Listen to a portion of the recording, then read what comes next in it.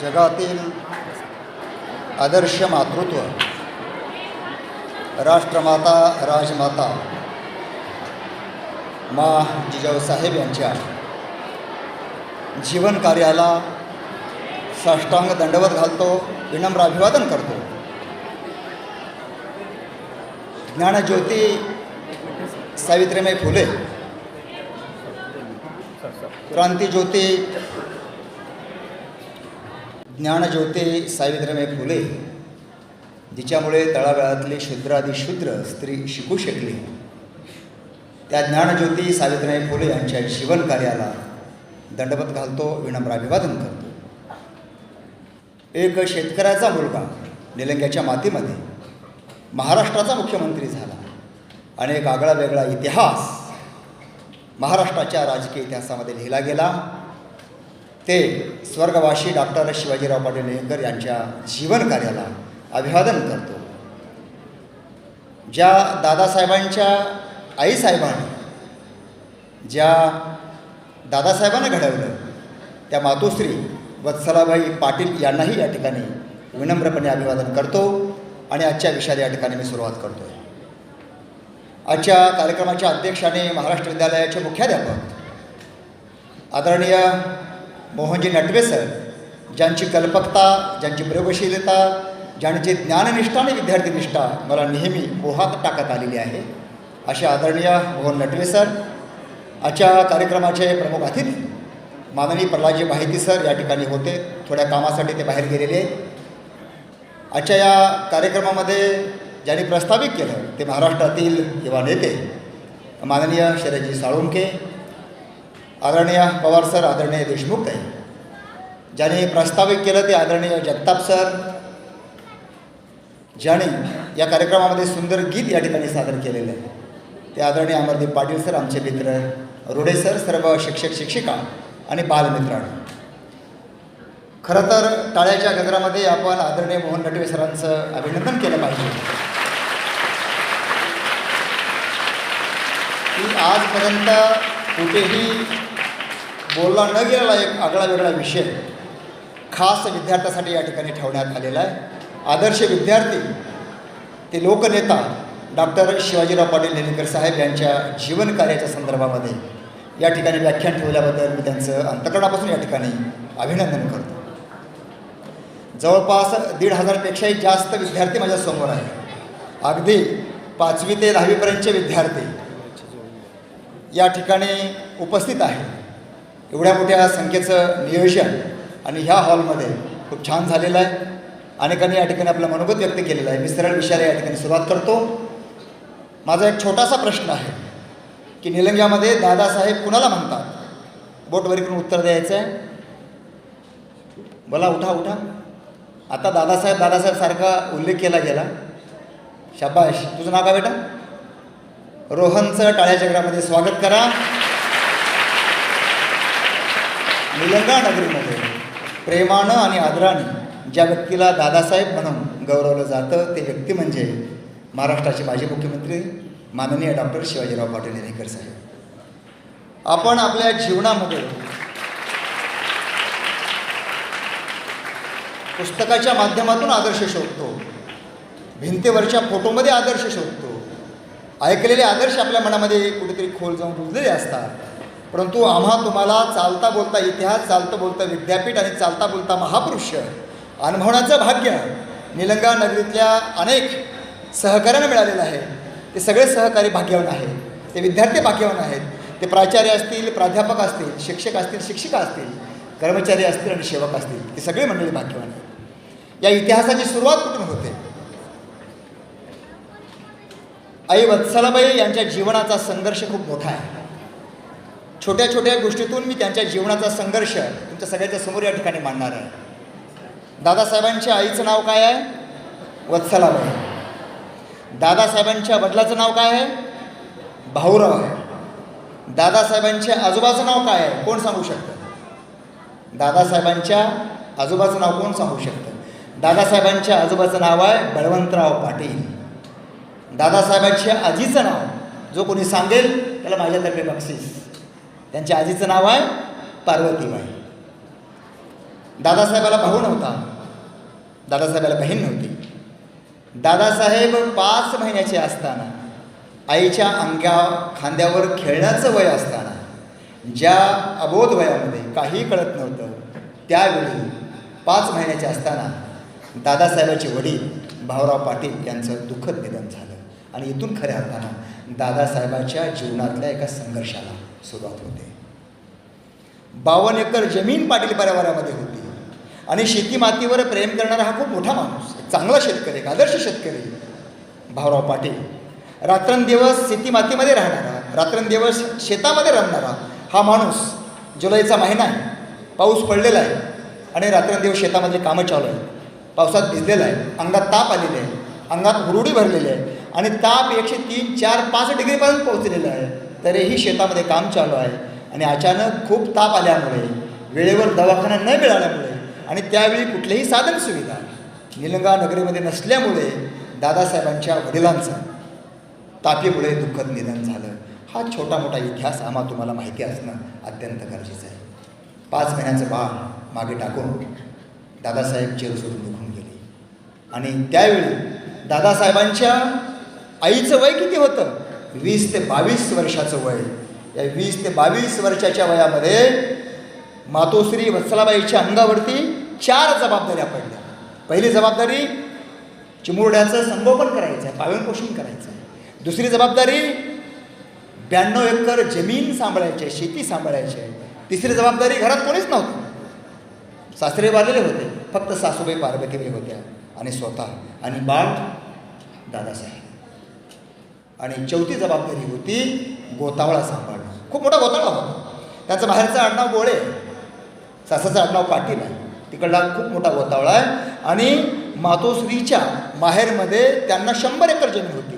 म्हणजे खातंपितं कुटुंब होतं, सदन कुटुंब होतं, श्रीमंत कुटुंब होतं.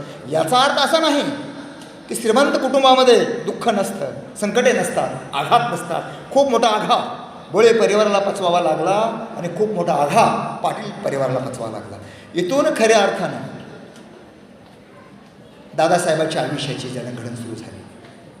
आईवरती खूप मोठ्या जबाबदारी येऊन पडलेल्या आहेत, परंतु कुठल्याही संकटाला न डगमगता आईसाहेबाच्या जीवनाचा प्रवास चालू होता. शेतात जायचं, काम करायचं, देखरेख करायची, नोकरगाडी सांभाळायचे आणि जे काही उत्पादन होईल ते बाजारामध्ये जाऊन विकायचं. अशा प्रकारची दिनचर्या सुरू झाली. कधी नणंदमध्ये राहायचं, दादासाहेबांचं आजोळ नणंद होतं, नणंदमध्ये थांबायचं, कधी निलंगामध्ये थांबायचं. आणि नंतरच्या काळामध्ये जबाबदाऱ्या वाढायला लागल्या म्हणून शेतामध्येच घर करण्यात आलं, शेतामध्येच गोडाऊन बांधण्यात आलं आणि त्या ठिकाणाहून दादासाहेबांच्या आईसाहेब सगळा कारभार पाहू लागल्या. बघता बघता दादासाहेब मोठे झाले. शाळेत घालायचा प्रश्न निर्माण झाला. तुम्हाला तुमच्या आईवडिलांनी शाळेत घातली का नाही? तसं आईसाहेबाला चिंता वाटायला लागली की आता कुठं घालायचं. त्यावेळी छोटं गाव होतं, निलंगा खूप मोठं नव्हतं, खूप वर्षापूर्वीची गोष्ट आहे. त्यावेळी इथे फक्त 7वीपर्यंतचे शिक्षण घेण्याची सोय होती, बाकी कुठलीच शाळा नव्हती. इथे 7वीपर्यंत दादासाहेबांचं निलंग्यामध्ये कसं बसं शिक्षण झालं. 7वी पूर्ण झाली आणि आता पुढं काय करायचं हा प्रश्न निर्माण झाला. कधी कधी आईसाहेबाला असं वाटायला लागलं की दादासाहेब न शिकता शेती सांभाळणं खूप चांगलं होणार आहे. पण कधी कधी असं वाटायला लागलं की माझ्या मुलाने शिकलं पाहिजे, मोठं झालं पाहिजे, माझ्या मुलाने वकील बनलं पाहिजे. अशा प्रकारचं मातोश्रीचं स्वप्न होतं. आणि मग दादासाहेबांचे मामा पांडुरंग गोळे मामा यांनी मनावर घेतलं. आईसाहेबांनी विचार केला, दोघा बहीण भावांनी ठरवलं आणि मग आम्ही पुढच्या शिक्षणासाठी कुठेतरी पाठवायचा असा विचार झाला. त्यावेळची सगळी पार्श्वभूमी कशी होती बालमित्रांनो तुम्हाला माहिती आहे का? त्यावेळी भारतीय स्वातंत्र्य लढ्याचा लढा चालू होता आणि दुसरीकडे हा मराठवाडा निजामीच्या राजवटीमध्ये होता. अशा काळामध्ये एकीकडे स्वातंत्र्याचा लढा चालू आहे आणि एकीकडे हैदराबाद मुक्तीसंग्रामाचा लढा चालू आहे. अशा परिस्थितीमध्ये रस्ते नीट नव्हते, दळणवळणाची साधनं नव्हती, कुठलीही साधन सुविधा नव्हत्या. शिक्षणासाठी एकतर हैदराबादला जावं लागायचं किंवा जवळ म्हटलं तर गुलबर्ग्याला जावं लागायचं. त्यावेळी गुलबर्ग्याला मराठी माध्यमाची एक शाळा होती आणि ही शाळा कोणी सुरू केली होती? त्यावेळच्या क्रांतिकारकांनी, त्यावेळच्या देशभक्तांनी, त्यावेळच्या आंदोलनामध्ये भाग घेतलेल्या कार्यकर्त्यांनी पैसा जमा करून, घरदार विकून, आपल्या घरातल्या आईवडिलाच्या अंगावरचं सोनं नाणं सगळं विकून त्यावेळच्या क्रांतिकारकांनी, भूमिगत क्रांतिकारकांनी गुलबर्ग्यामध्ये नूतन विद्यालयाची स्थापना केली. त्या शाळेमध्ये पहिल्या फळीमधून शिकायला जाणारे दादासाहेब होते. अनेक मंडळी बोटावर मोजण्या इतकी गुलबर्ग्याच्या शाळेमध्ये जाऊन शिकू लागले. त्यावेळी दादासाहेबांचं वय केवळ आणि केवळ 14 ते 15 वर्षाचं होतं. त्यांच्या शालेय जीवनातली एक घटना आहे, शहरातली खूप छान घटना प्रसंग आपल्या सगळ्याच्या समोर मांडलेले आहे. आपल्या प्रत्येकाच्या अंगावरती अगदी काटा उभा टाकेल अशा प्रकारचे घटना प्रसंग दादासाहेबांच्या जीवनामध्ये घडून गेलेले आहे. असाच एक प्रसंग आहे. रात्रीचे 9 वाजलेले, सगळीकडे अंधार पडलेला. अशा परिस्थितीमध्ये त्यावेळचे क्रांतिकारी काय करायचे? त्यावेळचे क्रांतिकारी गावागावामध्ये जायचे, भिंतीवरती पोस्टर लावायचे, क्रांतिकारी संदेश लोकांना द्यायचे, पत्रकं छापली जायची, पत्रकं गोळा करायचे, गावागावामध्ये वाटायचे. अशी कार्यकर्त्यांची फळी तयार झालेली होती. गावागावात जायचं, पत्रकं वाटायचं, पोस्टर लावायचे, पत्रकं वाचून दाखवायचे, कुठला कार्यक्रम कुठे आहे, कुठला नेता कुठे येतो आहे, ह्या सगळ्या गोष्टी सांगण्याचं काम त्यावेळचे कार्यकर्ते करत होते. त्याच्यामध्ये भारावून गेलेला एक मुलगा ज्याचं नाव आहे शिवाजीराव, हा मुलगा तिथल्या क्रांतिकारी टोळींच्या प्रभावाखाली येऊन भारावून गेला. आणि त्या शाळेमध्ये फक्त पुस्तकी शिक्षण दिलं जात नव्हतं. त्या शाळेमध्ये ज्ञानाबरोबर पुस्तकी शिक्षणाबरोबर समाजाचं आत्मभान आणणारं आणि देशाप्रती प्रेम वाढवणाऱ्या घटनाप्रसंगाच्या माध्यमातून सुसंस्कार करण्याचं काम नूतन विद्यालयाने केलं. एका अर्थानं खऱ्या अर्थानं क्रांतीचा केंद्रबिंदू त्या काळामध्ये जर कुठला असेल तर ते नूतन विद्यालय होते. या नूतन विद्यालयामध्ये शिकणारी अनेक पोरं झपाटून गेलेली होती. आणि त्याच पोरापैकी एक मुलगा 14 ते 15 वर्षाचा मुलगा सायकलवर असतो, कुठेतरी सायकल मिळवतो, सायकलवर बसतो आणि पत्रकाचा एक पुडगा घेऊन गावागावात वाटत फिरतो. पत्रकं वाटत असताना पोलिसांनी त्याला पकडलं, तुरुंगात डांबलं. रात्रभर तुरुंगात त्या अंधारात एकटंच त्या चिमुरड्याला कोपऱ्यामध्ये बसून ठावं लागलं. सकाळची वेळ झाली, 10-10:30 वाजले आणि समोरच्या पोलिसांनी दादासाहेबाला म्हणजे शिवाजीराव पाटील निलंगेकर साहेबाला मोहम्मद गौरी नावाच्या पोलीस अधिकाऱ्याच्या समोर उभा करण्यात आला. हा मोहम्मद गौरी खतरनाक अधिकारी होता. कठोरातल्या कठोर शिक्षा करण्यामध्ये त्याचा हातखंडा होता आणि अत्यंत निर्दयी अशा प्रकारचा हा माणूस होता. त्या पोलीस अधिकाऱ्याच्या समोर या 14-15 वर्षाच्या चिमुरड्या पोराला उभं करण्यात आलं. तो मुलगा असा उभा टाकला आणि त्या गौरीने प्रश्न केला, नाम क्या है तुम्हारा? दादासाहेब काहीच बोलले नाही, शांत उभं टाकले. अगदी डोळ्यात डोळे घालून त्याच्या नजरेकडे बघत होते. आणि तो मोहम्मद गौरी रागानं लाल झालेला आहे, त्याच्या तळपायची आग मस्तकाला गेलेलं आहे. एक 14-15 वर्षाचा चिमुरडं पोर स्वातंत्र्याच्या लढ्यामध्ये वंदे मातरम म्हणतंय, इन्कलाब जिंदाबाद म्हणतंय. हा क्रांतिकारी आहे आणि याला कठोरातली कठोर शिक्षा दिली गेली पाहिजे. म्हणून पुन्हा एकदा हाक मारताना विचारतो, मैंने पूछा सुना नहीं, तेरा नाम क्या है, सुना नहीं देता क्या? असा मोठा आवाज काढल्याबरोबर दादासाहेबांनी आपलं नाव सांगितलं. मेरा नाम शिवाजी है, मेरे पिताजी का नाम भावराव है, मैं पाटिल हूँ और निलंगा में रहता हूँ. निलंगा म्हटल्याबरोबर मोहम्मद गौरीचा सगळा पारा खाली उतरला. तो शांत झाला, लाल झालेले डोळे थंडावले, थरथर रागानं कापणारे हात जागच्या जागी थांबले आणि तो शांत झाला आणि म्हणाला, ए बच्चा, मैं निलंगा में 3 साल रह चुका हूँ. वहाँ का खाना मैंने खाया है, वहाँ का पानी मैंने पिया है, वहाँ के लोगों के हाथ का नमक मैंने खाया है. निलंगा के प्रति मेरा स्नेह है, मेरा प्रेम है. वहाँ के लोग बहुत अच्छे हैं. तू निलंगा का है इसलिए मैं तुझे एक मौका देता हूँ, तुझे मैं छोड़ देता हूँ. साइकिल लेके चुपचाप निलंगा शहर में चले जाने का, यहाँ रुकने का नहीं, यहाँ पढ़ने का नहीं है और खुद की पढ़ाई वहाँ जाके करने का. इस आंदोलन में भाग नहीं लेने का, क्योंकि यह आंदोलन सरकार के खिलाफ है. तुला शिक्षा होईल, तुला तुरुंगात डांबलं जाईल आणि वेळ प्रसंगी तुला जन्मठेप होईल, तुला फाशी दिली जाईल. अशा प्रकारे दरडावून त्या मोहम्मद गौरीनी त्यावेळच्या 14-15 वर्षाच्या शिवाजीरावांना सोडून देण्यात आलं. या छोट्याशा घटना प्रसंगाचा परिणाम त्या बालवयातल्या दादासाहेबांच्या मनावरती एवढा खोल झाला की माझं निलंगा गाव किती भारी, माझं निलंगा गाव किती चांगलं.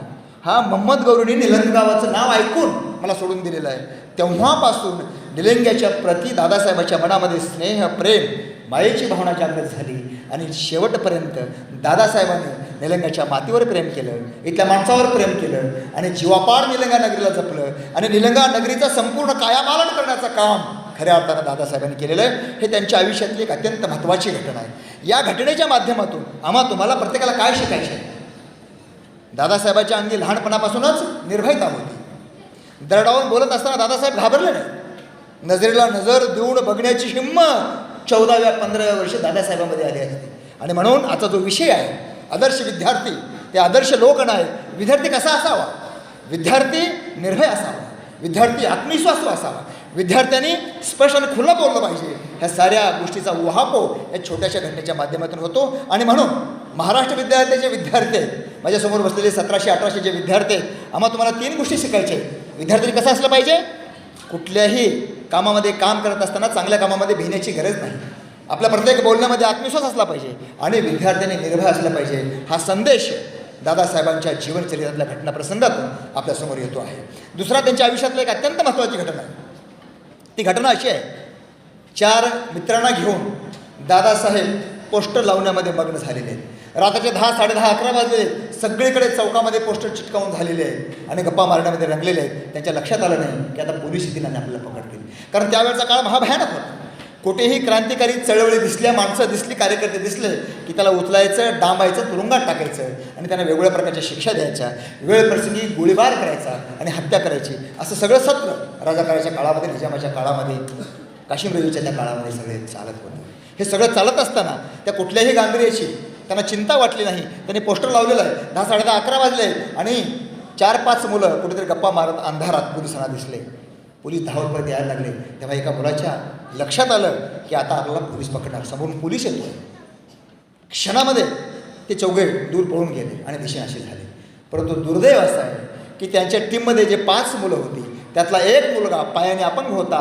तो अपंग असलेला मुलगा, त्याला पळता आलं नाही, तो अडकून खाली पडला. पोलिसांनी त्याला पकडलं, दरडावलं, मारलं, शिक्षा केली आणि दरडावून विचारलं तुझ्यासोबत कोण कोण आहेत. आणि आता मात्र त्या 4 कार्यकर्त्याच्या मनामध्ये भीती निर्माण झाली. आता आपली नावं त्यांना कळणार, ते शाळेत येणार, ते आपल्याला पकडणार आणि आपल्याला शिक्षा होणार. मग काय करायचं?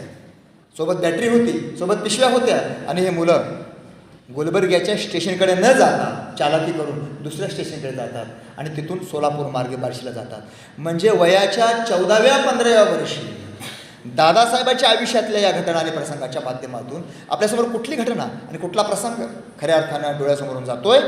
तर या लहान वयामध्ये शाळेतल्या शिक्षणाच्या माध्यमातून त्यावेळी ज्या चळवळी होत्या, कोणत्या चळवळी त्या ठिकाणी चालू होत्या? राष्ट्रीय काँग्रेस त्या काळामध्ये देशभर खूप मोठ्या पातळीवरती काम करत होतं. ते त्यावेळच्या राष्ट्रीय नेत्यांच्या भाषणाचा प्रभाव दादासाहेबांच्या मनावरती पडला होता.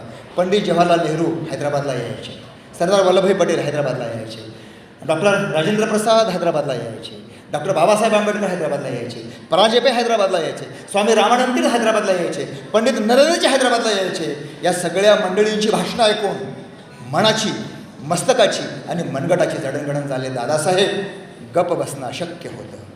मनामध्ये स्फुरण पेटलं जात होतं आणि अंतःकरण पेट घेत होतं आणि खऱ्या अर्थानं बुद्धीची मशागत होत होती. आणि स्वातंत्र्य लढा काय आहे, देशभक्ती काय आहे, महापुरुष काय आहे, त्यांचं जीवनचरित्र काय आहे, हे लेखाच्या माध्यमातून ते वाचत होते.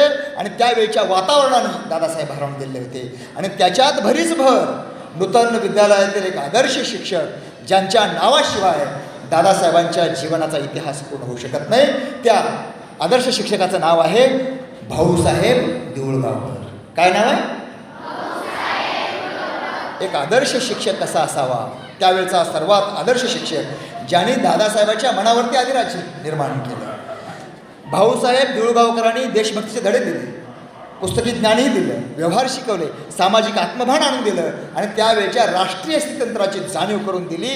आणि खऱ्या अर्थानं देशभक्तीचं स्फुलिंग पेटवण्यामध्ये भाऊसाहेब देऊळकरांचा दादासाहेबांच्या आयुष्यामध्ये सिंहाचा वाटा आहे. अशा परिस्थितीमध्ये जेव्हा ते परत आले, शिकायला लागले, पुस्तकं वाचायला लागले, हे सगळं करत असताना अभ्यासाकडे दुर्लक्ष नव्हतं, हे लक्षात घ्या. कधीही त्यांनी अभ्यासाकडे दुर्लक्ष केलं नाही. त्यांची छोटीशी लायब्ररी होती. ते प्रत्येक गावातल्या लायब्ररीमध्ये जायचे, पुस्तकं गोळा करायचे, महापुरुषांची पुस्तकं वाचायचे, त्याचं जीवनचरित्र वाचून काढायचं. हे सगळं करत असताना कधीही दादासाहेबांनी आपल्या अभ्यासाकडे दुर्लक्ष केलेलं नाही. याच्यातली एक अत्यंत महत्त्वाची घटना आहे. आता शरदने सांगितलेलं आहे, 50 रुपये सापडले. त्यावेळचे 50 रुपये म्हणजे आजचे किती? 15 ते 20 हजार रुपये. त्यावेळचे 50 रुपये म्हणजे आताचे 15 ते 20 हजार रुपये. म्हणजे लहानपणीचं प्रामाणिकपणाचा गुण आईने त्यांच्यामध्ये निर्माण केलेला होता. आईने केलेले संस्कार दादासाहेबांच्या आयुष्यामध्ये शेवटपर्यंत खऱ्या अर्थाने त्यांच्या जीवनामध्ये कार्यरत राहिलेत. आईसाहेबाचा सिंहाचा वाटा त्यांच्या जडणघडणीमध्ये, त्यांच्या आयुष्यामध्ये अनेक महापुरुषांच्या जडणघडणीमध्ये वाटा आहे. आणि आर्य समाजाचे पंडित नरेंद्रजीचा उल्लेख मी या ठिकाणी केलेला आहे. आणि निलंगा नगरीचे पहिले आमदार कोण होतं? शिक्षकांनी सोडून विद्यार्थ्यांनी सांगायचे.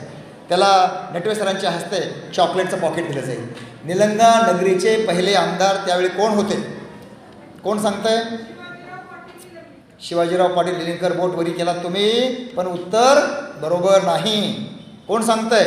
1600, 1700, 1800 विद्यार्थ्यांमधून कोण सांगतंय? आपल्याला आपल्या निलंगा नगरीचा पूर्वीचा इतिहास पण माहिती असला पाहिजे. पाठीमागं कोणीतरी मुलगे हात वरी करा. हां सांगा. निलंगा नगरीतील पहिले आमदार कोण? शाबाश. टाळ्याच्या गजरामध्ये नाव काय?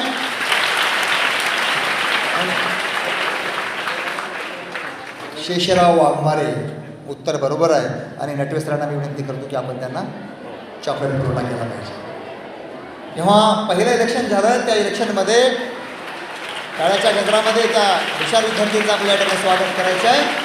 निलंग्याच्या राजकीय इतिहासातील पहिला आमदार होण्याचं भाग्य आर्य समाजी नेते, आर्य समाजी कार्यकर्ते आणि आर्य समाजी कार्यकर्ते क्रांतिकारी शेषरावजी वाघमारे हे निलंगा नगरीतील पहिले आमदार आहेत. आणि त्यांनीच खऱ्या अर्थानं दादासाहेबांची शिफारस वरिष्ठाकडे केली आणि नंतरच्या काळामध्ये दादासाहेब इलेक्शनसाठी उभा टाकले.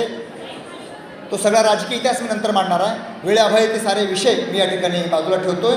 ज्या मुलीने या ठिकाणी उत्तर दिलेलं आहे त्या मुलीचं या ठिकाणी मोहन नटवे सरांच्या हस्ते सत्कार करण्यात येतो.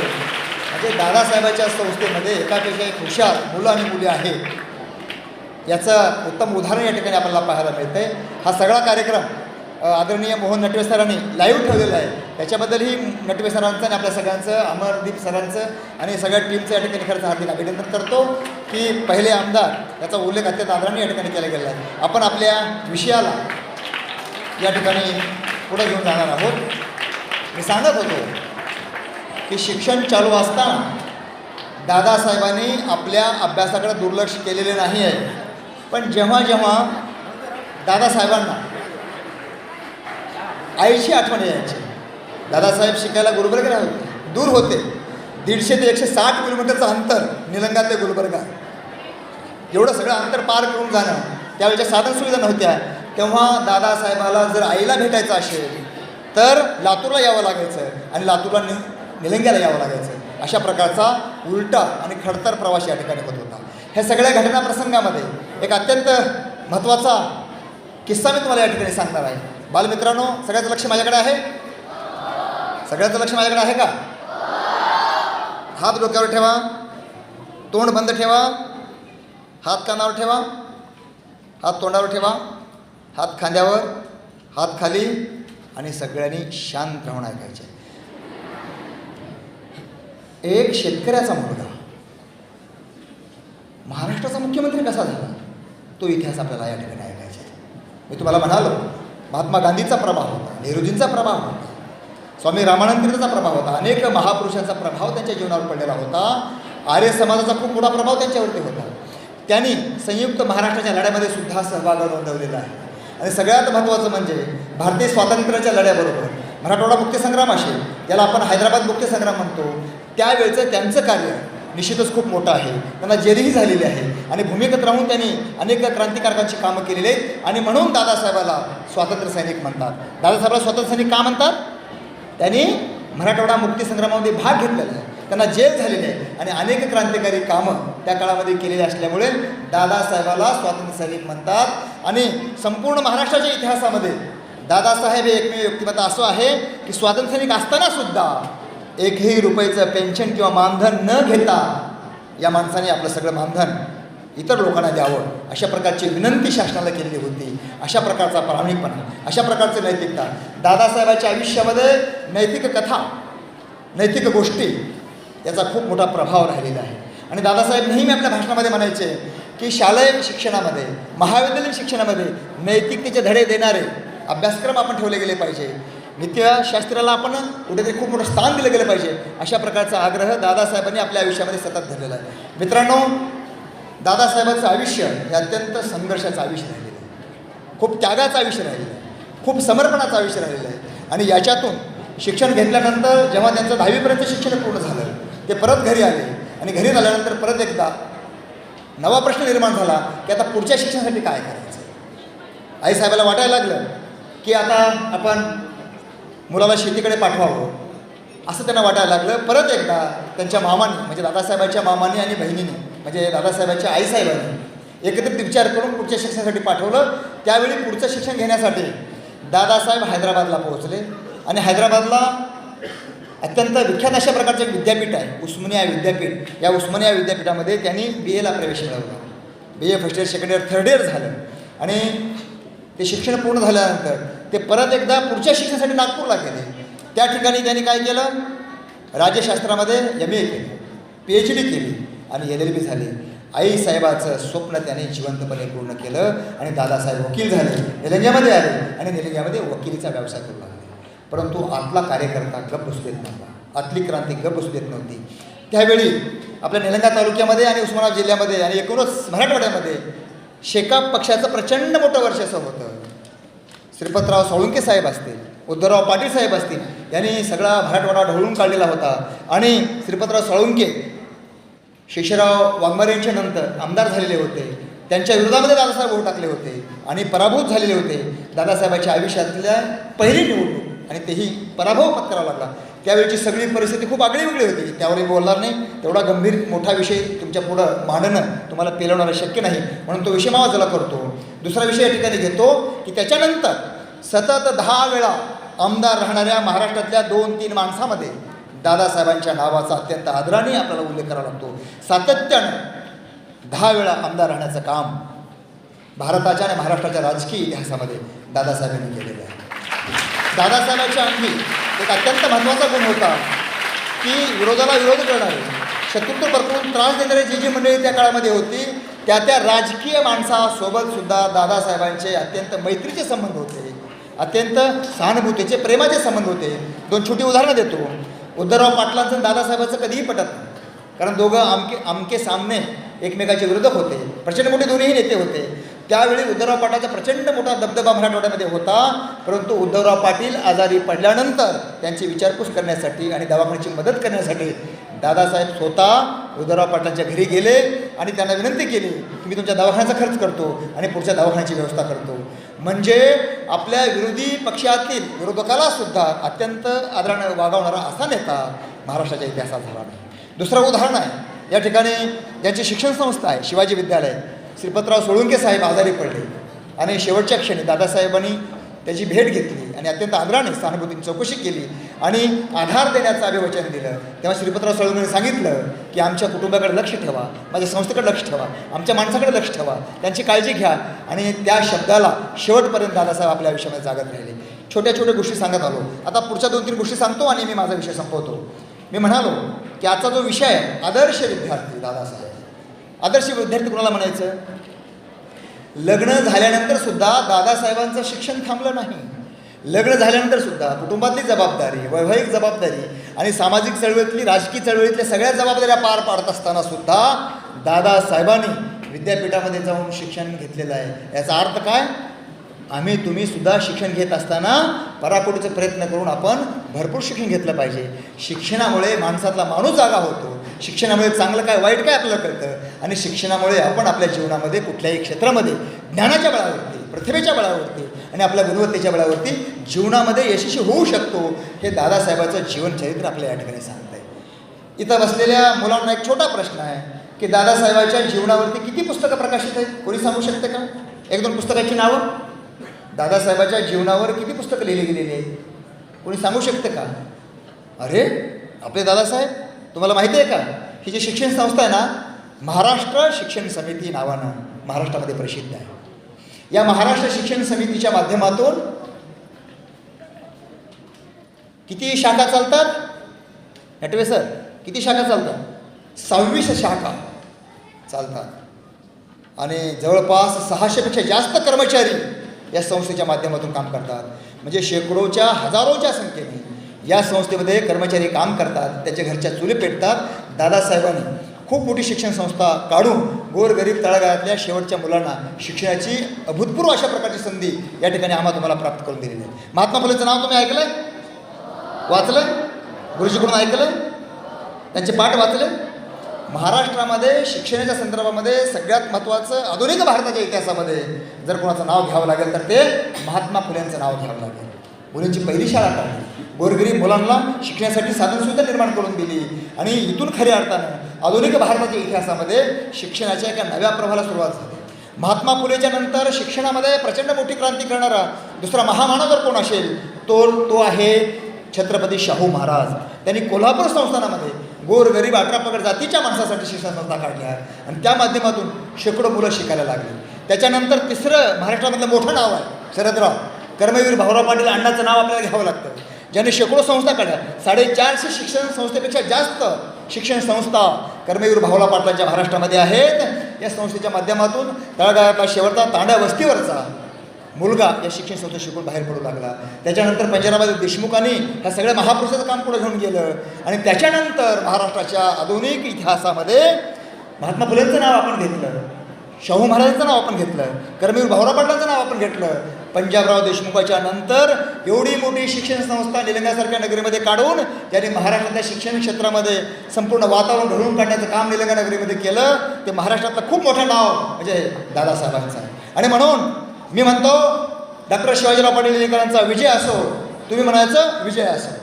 डॉक्टर शिवाजीराव पाटील निलंगेकर साहेबांचा, डॉक्टर शिवाजीराव पाटील निलंगेकर साहेबांचा, मी म्हणतो त्यांच्या शैक्षणिक कार्याचा विजय असो, त्यांच्या शैक्षणिक कार्याचा, त्यांच्या शैक्षणिक कार्याचा, त्यांच्या सामाजिक कार्याचा, त्यांच्या राजकीय कार्याचा, त्यांच्या विकास कामाचा, त्यांच्या सांस्कृतिक कार्यक्रमाचा प्रचंड मोठं अभावडं काम निलंगा नगरीमध्ये दादासाहेबांनी घेतलं आहे. विकासाच्या संदर्भामध्ये 2-3 गोष्टी सांगणं अत्यंत गरजेचं आहे, कारण लोकनेता हा शब्द आपल्याला या ठिकाणी चर्चेसाठी दिलेला आहे. लोकनेता कोणाला म्हणायचं?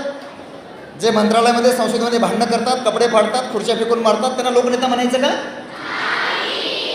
जे रात्रंदिवस टीका टिप्पणी करतात, वादविवाद करतात, सगळा वेळ सगळा पैसा खर्च कशावर करतात? वादविवादामध्ये, ते लोकनेते होऊ शकत नाहीत.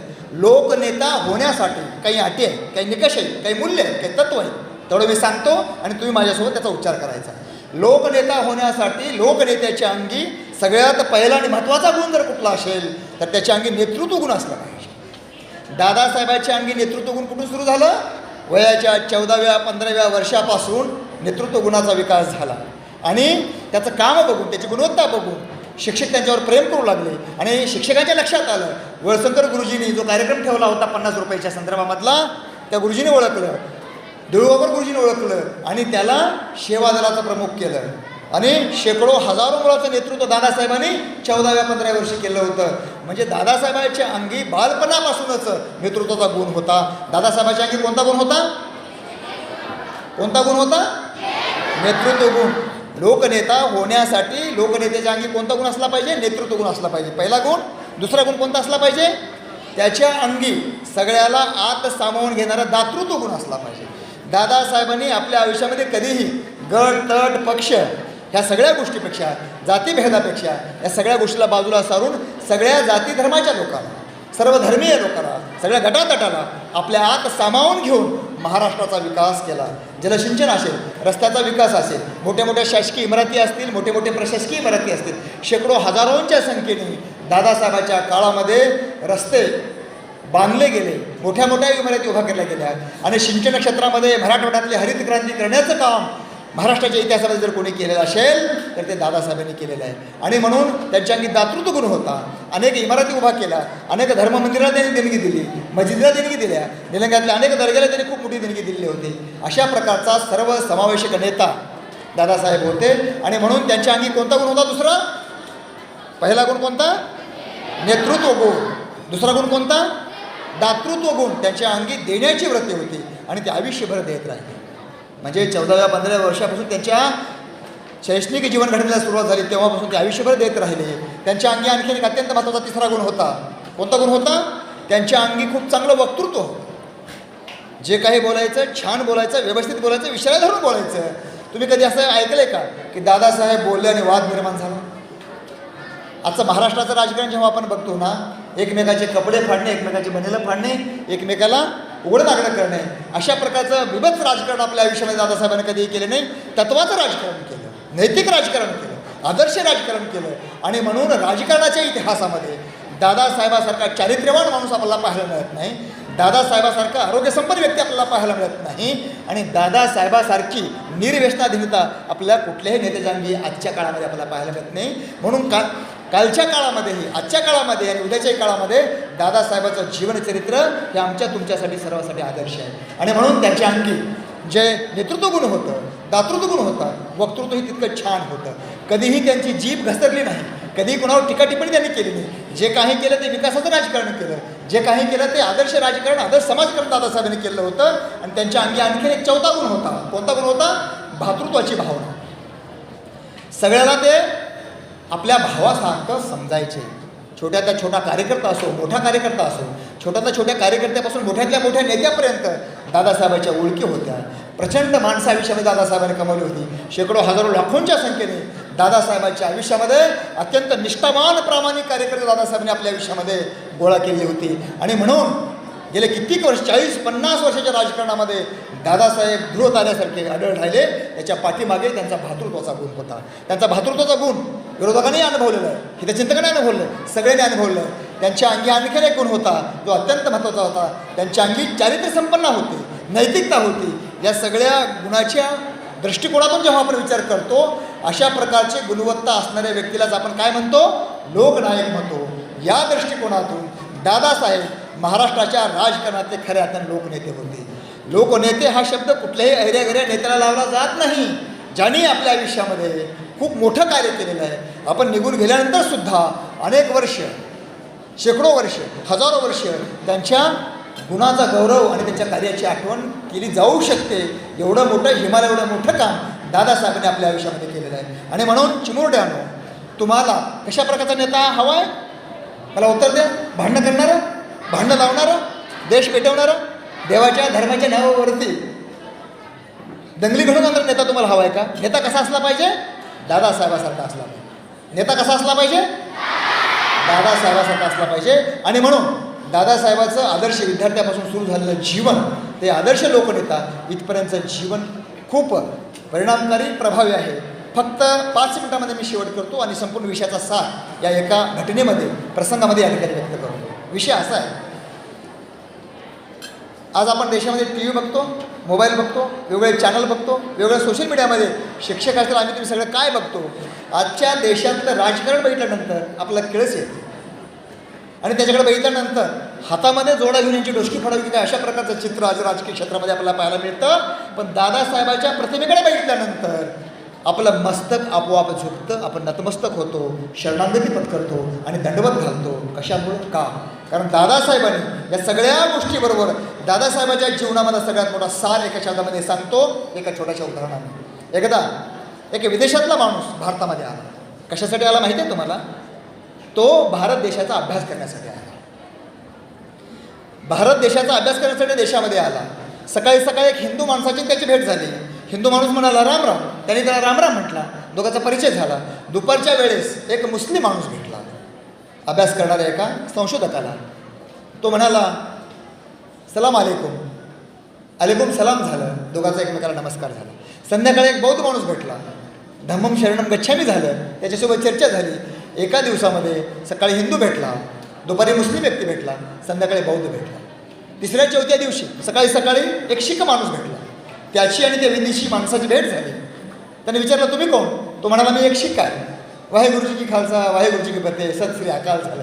त्याच्यानंतर एक जैन धर्मीय माणूस भेटला, जय जिनेंद्र झालं. त्याच्यानंतर संध्याकाळी एक दुसरा यहुदी माणूस भेटला, पारशी माणूस भेटला. सगळ्या जाती धर्माची माणसं भेटली. त्याने अभ्यास केला आणि शेवटी पुस्तकात लिहिताना शेवटी एक वाक्य लिहिलं आणि पुस्तक संपलं, संशोधन संपलं. त्या दरम्यान महाकवी रवींद्रनाथ टागोर यांची आणि त्या विदेशातल्या माणसाची समोरासमोर भेट झाली. दोघांच्या उलकीपळकी निघाल्या आणि रवींद्रनाथ टागोरांनी विचारलं की तुम्ही कशासाठी आला होता?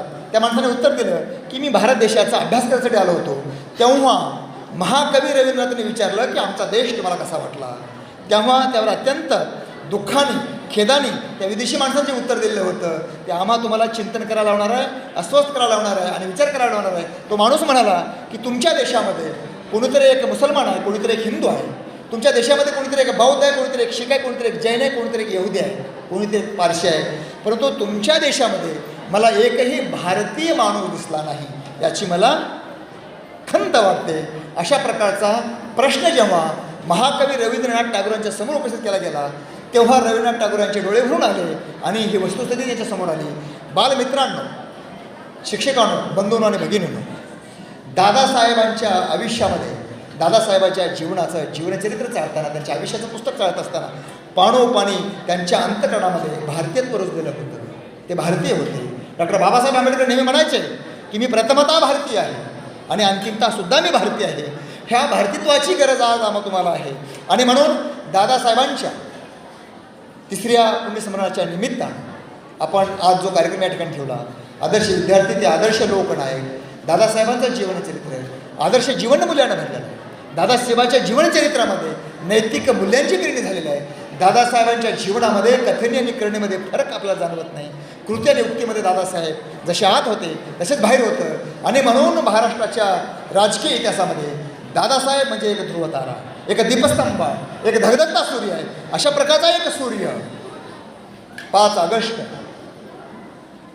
2020 रोजी कोरोनाच्या काळामध्ये कोरोनातून बरे झाल्यानंतर सुद्धा काही कारणामुळं दादासाहेबांचं दुःखद निधन झालं आणि संपूर्ण महाराष्ट्रामध्ये, संपूर्ण देशामध्ये निलंगा नगरीतल्या गल्ली बोळातून, कार्यकर्त्याच्या डोळ्यातून अश्रू राहायला लागले आणि दादासाहेब नावाचा एक धगधगता सूर्य अस्ताला गेला नाही. तर प्रत्येकाच्या अंतःकरणामध्ये अजून आगळी वेगळी धड निर्माण करून नव्या पिढीच्या राजकारणासाठी, समाजकारणासाठी, विकास करण्यासाठी आपल्या विचाराचा अभूतपूर्व अशा प्रकारचा, न भूतो न भविष्यती अशा प्रकारचा वारसा दादासाहेबांच्या जीवनकार्याच्या निमित्तानं या मातीमध्ये, इथल्या माणसामध्ये दादासाहेबांचे विचार शेकडो वर्षापर्यंत, हजारो वर्षापर्यंत या मातीतल्या माणसामध्ये, इथल्या मातीमध्ये दादासाहेबांच्या जीवनकार्याचे ठसे, त्यांच्या राजमुद्रा आणि त्यांच्या विचाराची पेरणी झालेली आपल्याला दिसणारी आहे. आणि म्हणून दादासाहेबांच्या पुण्यस्मरणाच्या दिनाच्या निमित्तानं आज या ठिकाणी आदरणीय मोहन नटे सरांनी मला बोलवलं, माझं व्याख्यान या ठिकाणी ठेवलं. आपण शांततेनं बऱ्याच वेळापासून या ठिकाणी हे सगळं ऐकून घेतात, त्याबद्दल आदरणीय मुख्याध्यापक मोहन नटवे सर आपल्या सर्वांचे या ठिकाणी मी आभार व्यक्त करतो. आणि अधिक वेळ न घेता या ठिकाणी मी थांबताना मी दादासाहेबाला विनम्र अभिवादन करताना एवढंच म्हणेल की दादासाहेब, तुमचं जीवनकार्य आमच्या अंतःकरणामध्ये धगधगत्या सूर्यासारखं अखंडपणे तेवत राहणार आहे. मोती उधळताना सोबतीला आले त्यांना विसरणे शक्य आहे, पण अश्रू गळताना साथीला आले त्यांना कसे विसरायचे. कोणी म्हटले आहे पाण्याहून रक्ताचे नाते जात असते, परंतु रक्ताच्या नात्यापेक्षाही अश्रूंचे आणि वेदनेचे नाते घनदाट असते. या मातीतल्या, या माणसाच्या झोपटपट्टीतल्या, तळागाळातल्या, तांड्यावस्तीवरच्या शेकडो, हजारो, लाखो माणसाच्या अंतःकरणामध्ये खऱ्या अर्थानं वेदनेसाठी सहोदर होऊन आमच्या वेदनेला जागृत करून खऱ्या अर्थानं माणूस बनवण्याचं काम शिक्षण क्षेत्रामध्ये, राजकारणामध्ये, समाजकारणामध्ये दादासाहेबांनी केलेलं आहे. ते कार्य जोपर्यंत या मातीमध्ये चंद्र, सूर्य, तारे आहेत, पंचमहाभूत आहेत, तोपर्यंत दादासाहेब तुमचं कार्य अबाधित आहे. आपणास विनम्र अभिवादन करतो. जय हिंद, जय महाराष्ट्र, वंदे मातरम.